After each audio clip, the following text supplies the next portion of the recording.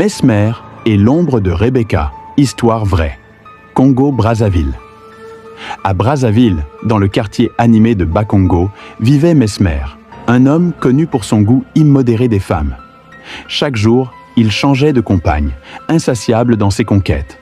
Un soir, alors qu'il se promenait dans les rues vibrantes de Bakongo, il croisa une silhouette familière. Rebecca, son ex-copine. Surprise, joie et souvenirs refirent surface. « Rebecca, toi ici, tu n'es plus à Pointe-Noire ?» demanda Mesmer. « Non, je vis désormais à Brazzaville, chez mes parents, » répondit-elle avec un doux sourire. Ils partagèrent un verre, se remémorant le passé. La complicité reprit et Mesmer, séduit par le charme retrouvé, l'invita à passer la soirée avec lui dans un hôtel. La nuit fut douce et passionnée. Mais au matin, à son réveil, Rebecca n'était plus là. Sur la table de chevet, un mot griffonné. « N'oublie pas de venir me chercher vendredi. » Intrigué mais confiant, Mesmer rentra chez lui.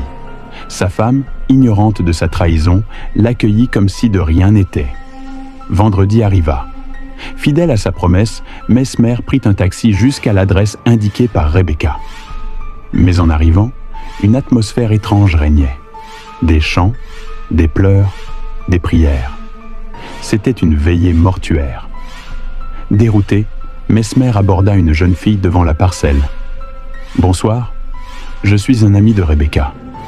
Elle m'avait donné rendez-vous aujourd'hui. » La jeune fille écarquilla les yeux, effrayée, puis courut prévenir les parents. Quelques instants plus tard, le père de Rebecca apparut. « Vous cherchez ma fille ?» demanda-t-il d'une voix lourde. « Oui, nous étions ensemble mardi.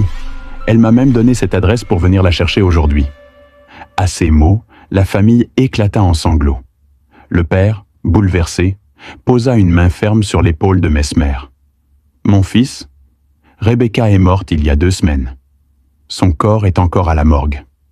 Demain, nous allons l'enterrer. » Mesmer sentit son cœur s'arrêter. Impossible. Les souvenirs étaient clairs, vivants, réels.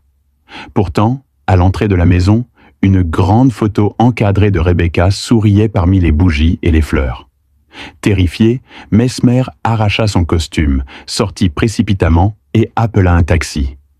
Mais le chauffeur, pris de peur, le déposa à 10 minutes de chez lui, refusant d'aller plus loin.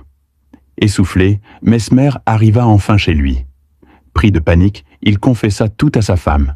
Ses tromperies, sa rencontre avec Rebecca, et surtout cette révélation glaçante. Sa femme, loin de le rejeter, le prit par la main et l'amena chez un homme de Dieu.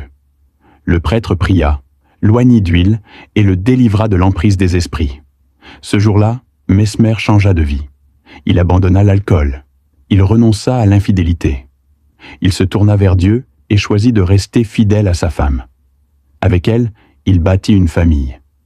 Ils eurent des enfants et Mesmer devint enfin un homme responsable, respecté dans son quartier. L'histoire de Mesmer est une leçon. Celui qui joue avec les plaisirs du monde ouvre parfois la porte aux esprits de trompeurs. La fidélité, l'humilité et la foi sauvent là où l'orgueil conduit à la perdition. Cette histoire vous est présentée par Les Histoires de Wadol, le maître des récits mystiques africains où tradition, esprit, secret et vérité oubliée prennent vie. Merci à Wadol de nous plonger dans ces univers sombres mais porteurs de grandes leçons. Que chaque récit réveille les consciences et que les ténèbres reculent face à la lumière.